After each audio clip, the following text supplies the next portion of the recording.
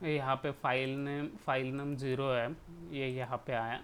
फिर 80 वैल्यू जो है वो टोटल वाला वैल्यू जो है वो यहाँ पे प्रिंट हो रहा है 52791 ये वाला।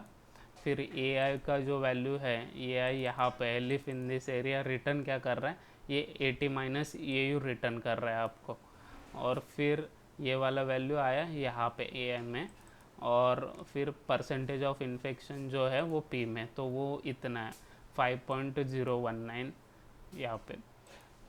नेक्स्ट वाला पार्ट जो है वो,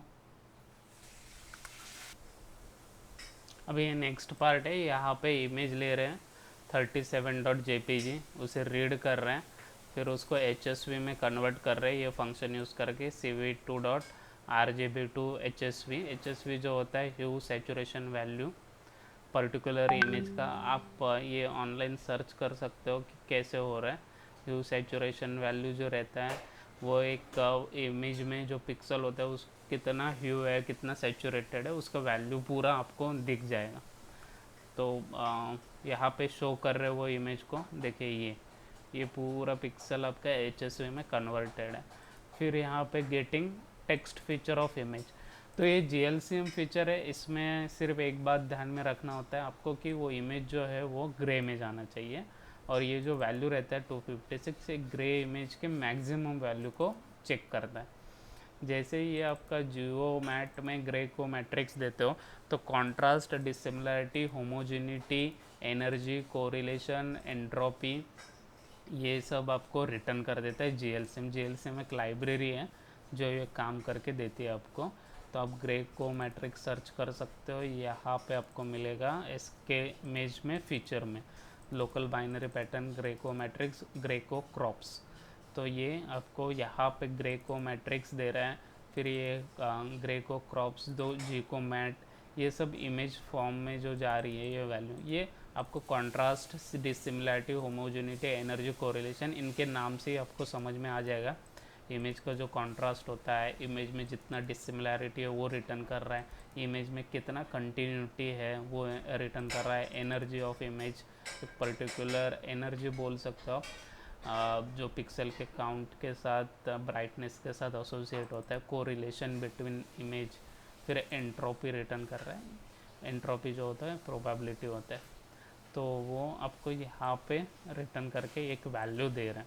तो गेटिंग टेक्सचर फीचर इमेज, ये वाला वैल्यू हम बाद में इसे यूज़ करके फीचर एक्सट्रैक्ट करेंगे। ओके, बाद में यहाँ पे क्या हो रहा है, शेप कॉलिंग फीचर। तो शेप कॉलिंग में क्या हो रहा है, यहाँ पे डिटेक्ट शेप जा रहा है। जैसे आप इमेज को कॉल देते हो, शेप कॉलिंग को कॉल देते हो, शेप कॉलिंग को कॉल देते ही यहाँ पे शेप कॉलिंग फीचर में गया। फिर यहाँ पे इमेज नेम गया, इमेज रीड किया, ग्रे स्केल में कन्वर्ट किया, मीडियन वैल्यू निकाला लो और हाई वैल्यू सिग्मा का। तो सिग्मा कितना है 0.33 मल्टीप्लाई विथ वी जो होगा वो मीडियन वैल्यू से मल्टीप्लाई होगा।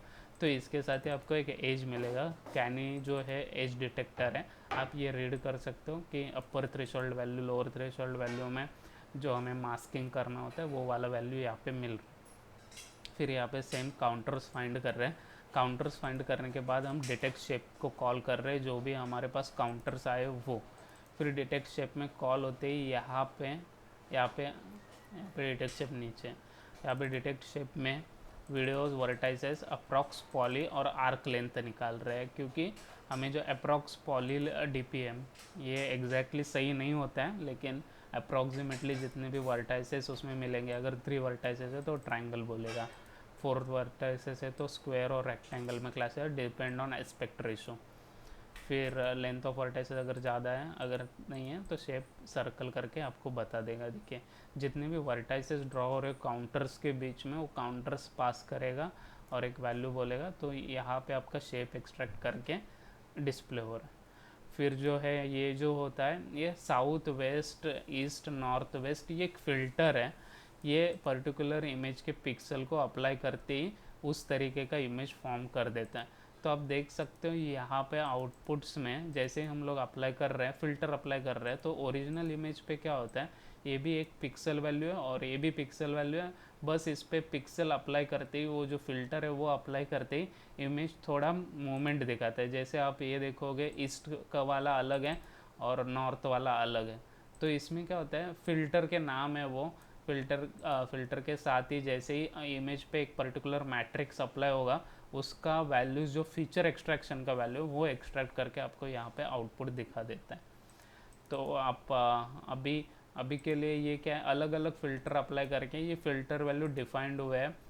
जो रिसर्च के बाद ये फ़िल्टर वैल्यू निकाला हुआ है, ये वैल्यू अप्लाई करके आप चेंज भी करके देख सकते हो, तो अलग वैल्यूज़ मिलेंगे कुछ।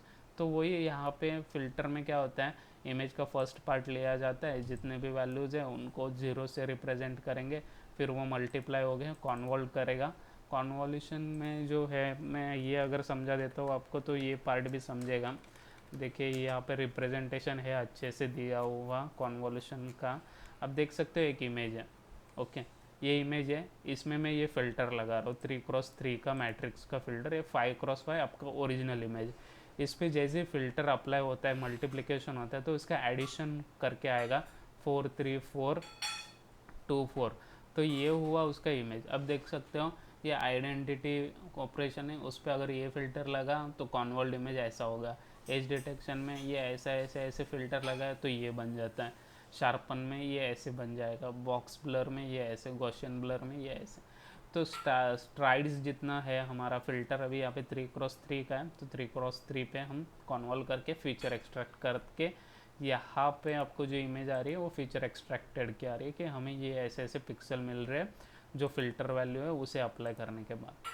तो आपको बस ये वाला पार्ट एक्सप्लेन करना है यहाँ पे, यही पार्ट यहाँ पे बनाया गया है। फिर आपका आता है SIFT जो है एक एल्गोरिदम है। उसमें हमने क्या किया, पहले इमेज रीड किया है, इमेज के फीचर निकाल रहे हैं SIFT से। तो यहाँ पे ये बोल रहा है